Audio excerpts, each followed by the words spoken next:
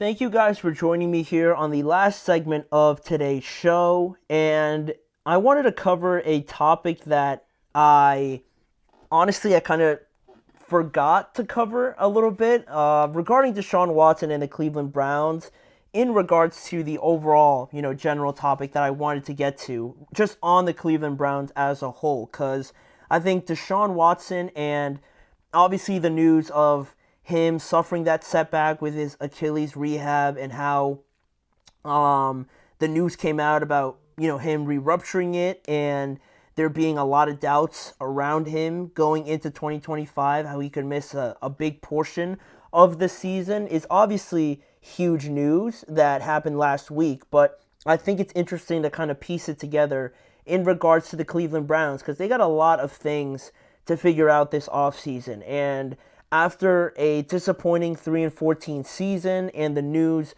of Deshaun Watson, it's all, in a very delicate spot right now. And I say delicate because you got those things happening, right? And then towards the end of the season, we had some comments made by Myles Garrett that kind of raised the antennas in Cleveland, right? The way he was kind of talking and how, I guess, cryptic would be the best way to say his message sounded when he was talking about he was asked about like a potential rebuild and his thoughts on that with the Cleveland Browns. And this is what he had to say on that first before I get to his latest response, just recently after the season. But this is what Myles Garrett first said, I think around week 16 when they were playing the Bengals, and he was asked about a potential rebuild and just basically how he would feel about it. And he was pretty honest. He said, I mean, first of all, I want to win.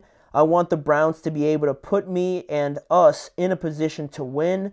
I'm not trying to rebuild. I'm trying to win right now. I want that to be apparent when the season's over and we have those discussions. I want them to be able to illuminate that for me, illustrate that for me, so that can be something that I can see in the near future. So pretty much he laid it out there plain and simple for the Browns, right? Like, he's not in any sort of mindset to just accept that the Browns, I guess, are going to be not tanking, but that he's just going to be okay with them being on the losing end of things for a year or two to go, going forward, that he's just supposed to be okay with it. He pretty much said it plain and simple there that he's not okay with that, and he didn't directly ask for like a trade or anything like that, but the way he's talking, you can kind of assume that if they were to keep losing or if they were just to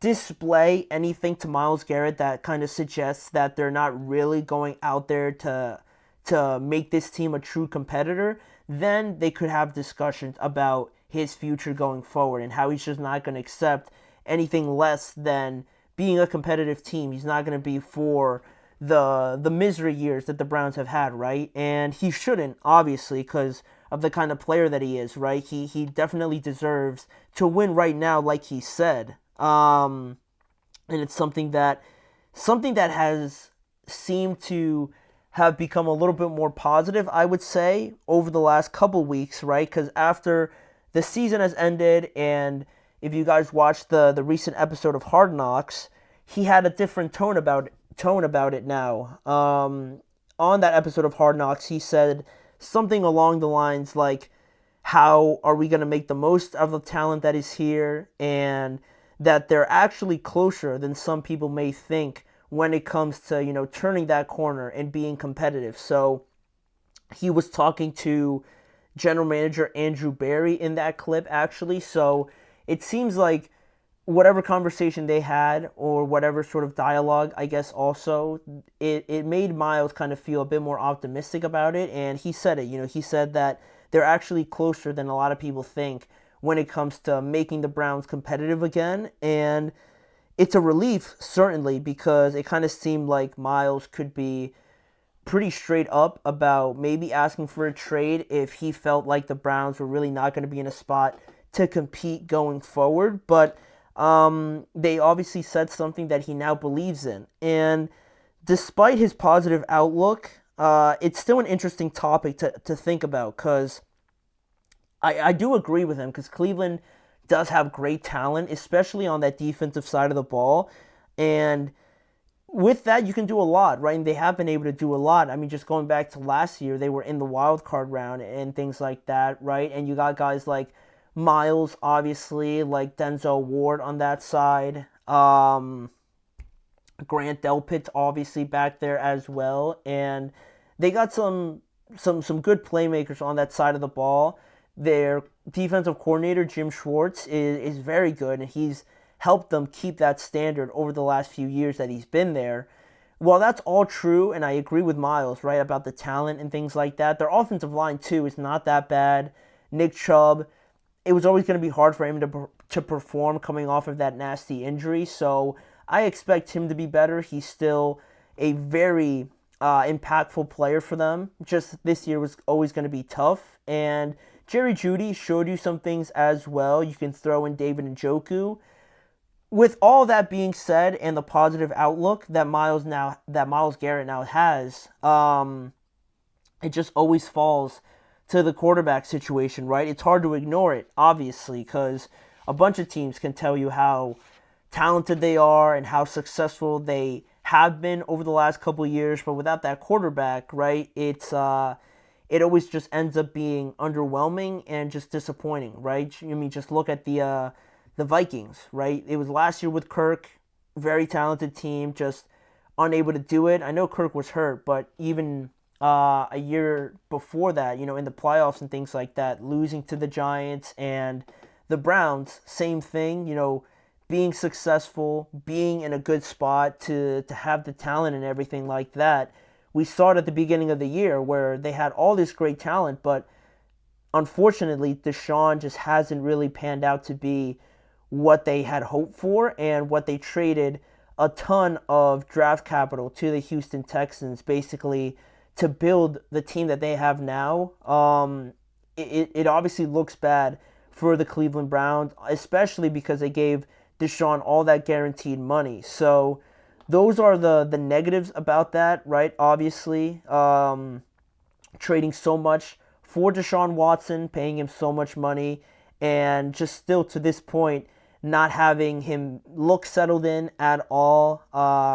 Being riddled with injury is always very tough for anybody, but Deshaun also, with all those expectations on him, has also been battling with that, and you can't even really have him get another opportunity out of it, because that's where we get into this season and how this could be one of the biggest off seasons for them, because even if you did want to give Deshaun another opportunity, now he has this injury setback, right? So you're in a really weird spot where, the discussion now is, what do you do at quarterback, right? Deshaun probably won't be there, so you have the number 2 overall pick to, there's a bunch of things you could consider now, and they're going to be things that the Browns have to kind of wrestle with over the offseason, and then we're going to get a real understanding of where this organization is going to go, right?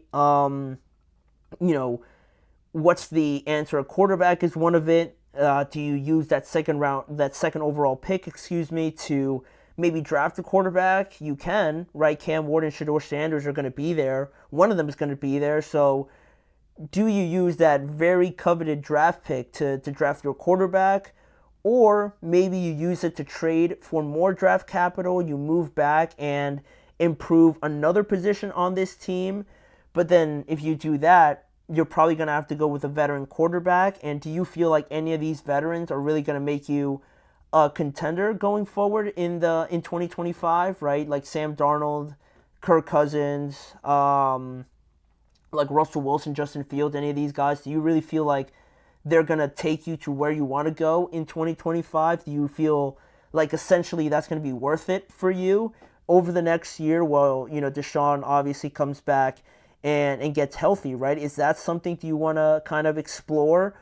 Or, do you consider in any way try and take advantage of this not take advantage of what you have with Myles Garrett, but if there comes a point where things get a little bit icy and maybe Myles isn't happy, do you even consider the possibility of trading Myles and getting a bunch back for him and improving the team that way in different areas? Do you even consider that as an option? Because the statement that you guys see on your screen is what made me think about Myles Garrett and his future. Because after he said that, then the news came out about Deshaun Watson, and I was thinking like Myles is probably going to ask for a trade now, because if they have no quarterback, then there's really no clear path to prosperity, essentially, in 2025 for the Browns. But he had this conversation with Andrew Berry, and he seems like he's in a more positive spot about it. But, you never truly know. It could, just go, it could make a sharp turn left one day, and, this situation gets pretty ugly. And then is that something do you even consider if you're the Browns and maybe trading him to improve the rest of this roster, right? Is that something that you're even going to consider? And, my thoughts on just all of that and all these questions and scenarios that I'm throwing out is if Myles asked for a trade at some point during the offseason or during the season or something like that before the trade deadline, that's the only kind of exception I'm going to make for moving Myles. Because if not, I wouldn't really consider that, because yes, you could get a lot back for Myles, but there's no guarantee, or there's really little possibility that you find another player as good as Myles Garrett right away. So that's really something that wouldn't cross my mind. And, as we see every year, and especially with Cleveland, finding a quarterback is obviously extremely tough, right? And not going anywhere, it's not really going anywhere drastically, without a quarterback. That has to be the number one priority, and I think they'll probably end up keeping Deshaun Watson for one more year and then parting ways with him, because it would be pretty harsh to just cut him this year while he's rehabbing and everything like that. I feel like they wouldn't do that. So my feeling around it is that they're going to keep Deshaun this year and try to sign a very cheap, team-friendly deal with a veteran quarterback, and then along those lines, I would also trade down in the NFL draft, trade that number 2 pick to the Raiders or something like that if they want to go after Shedeur Sanders, and see what other improvements you can make, right? It's a tough situation, right, because of the Deshaun injury and Myles Garrett and his future and things like that, but it can be turned into a pretty positive situation if they play their cards right. They find a veteran quarterback that they like, that they feel like can make them competitive, right? It seems a little bit bleak,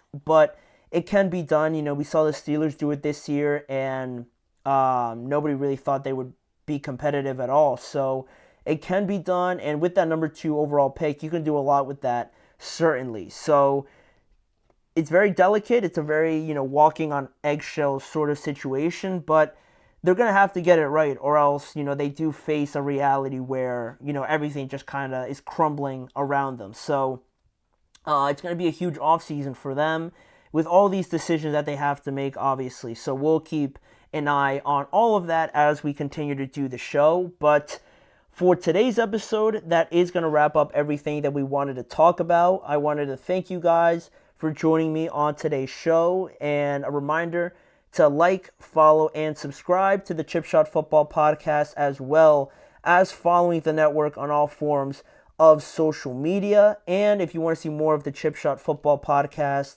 check out the Sports Network channel and the GSMC Podcast Network channel on YouTube, where you can find more coverage and just a breakdown of the NFL with me, Manny Maradiaga, as your host. Again, thanking you guys, and a reminder to join me again tomorrow for the last episode of the week, and just going more into the wild card round and dissecting everything about the matchups on Sunday.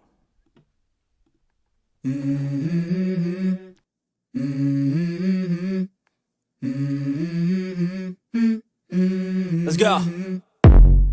I wake up to a little bit of drool on my pillow, feel like it's gonna be a bad day. Yeah, I'm tired of shit, and the coffee ain't hit yet, damn, ain't that great. I don't wanna go to